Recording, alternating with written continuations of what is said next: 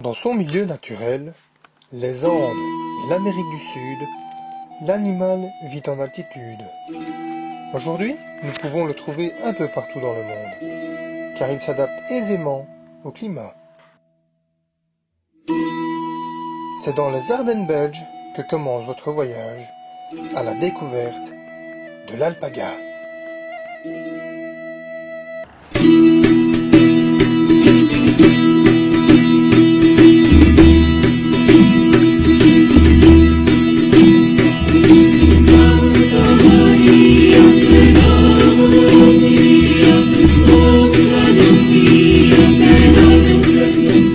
L'alpaga est un animal domestique de la famille des petits gamélidés.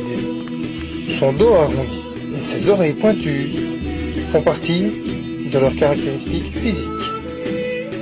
Il a une espérance de vie en moyenne de 20 ans. Il mesure aux alentours de 1 mètre au garrot et fera jusqu'à 70 kg. L'alpaga est un animal que l'on peut caractériser d'écolo. Effectivement, ses dents à pouce continu s'affûtent naturellement sur sa gencive supérieure. Il coupe donc l'herbe au lieu de l'arracher.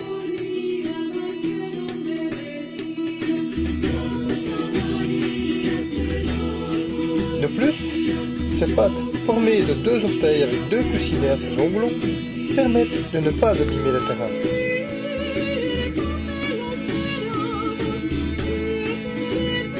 Il produit peu de gaz à effet de serre, car ses excréments sont solides, inodores et compostables. Il peut servir d'engrais et de combustible. Contrairement à la réputation de cette espèce, l'alpaga ne crache pas sur les hommes. La seule raison pour laquelle il crache est d'établir la hiérarchie dans le groupe, en faisant de lui ainsi le mâle dominant. Pour ce qui est du troupeau, il est idéal qu'il soit composé de 2 à 3 alpagas. L'animal a en effet besoin de vivre en groupe. Il peut d'ailleurs aisément s'entendre avec d'autres animaux. Niveau soins, l'animal a rarement besoin de la visite d'un vétérinaire. Il est juste préférable que les ongles soient régulièrement coupés. Même lorsqu'il s'agit de l'accouchement d'un petit alpaga, qui est appelé le cria, aucune assistance ne sera nécessaire, dans la plupart des cas. Le cria naît par ailleurs presque tout le temps vers le milieu de la journée, ce qui est apprécié par les éleveurs. Rajoutons aussi que c'est la saillie qui va déclencher l'ovulation chez la femelle. 11 mois de gestation seront en moyenne nécessaires avant la naissance du petit, la femelle ne pouvant mettre au monde qu'un seul petit par an.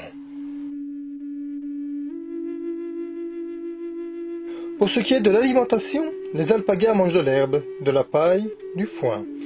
On peut rajouter aussi des compléments alimentaires, car dans nos terres, nous ne trouvons pas forcément les minéraux dont ils ont besoin. L'alpaga s'autorégule, c'est-à-dire qu'il sait ce qu'il doit manger, la quantité dont il a besoin.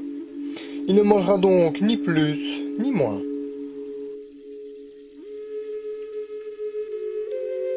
Pour ce qui est du mâle reproducteur, les défauts ne sont pas permis. En effet, la plupart des défauts, comme le prognatisme, sont des défauts génétiquement transmissibles. La qualité de la fibre du mâle sera aussi très importante, et par conséquent celle de la femelle aussi. Tout ceci respecté assurera presque la naissance d'un cria prometteur, soit comme mâle reproducteur et ou comme producteur de fibres de qualité. Enfin, parlons de la fibre d'alpaga. De tous les animaux qui en produisent, c'est lui qui a le plus grand spectre de couleurs possible.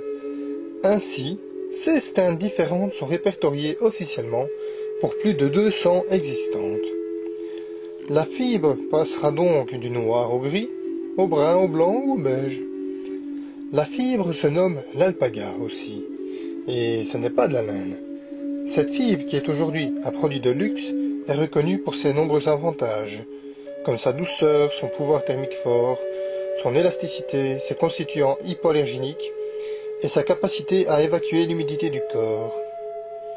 Elle était à l'époque le trésor des Incas, réservé à la royauté. Ils la nommaient la fibre des dieux.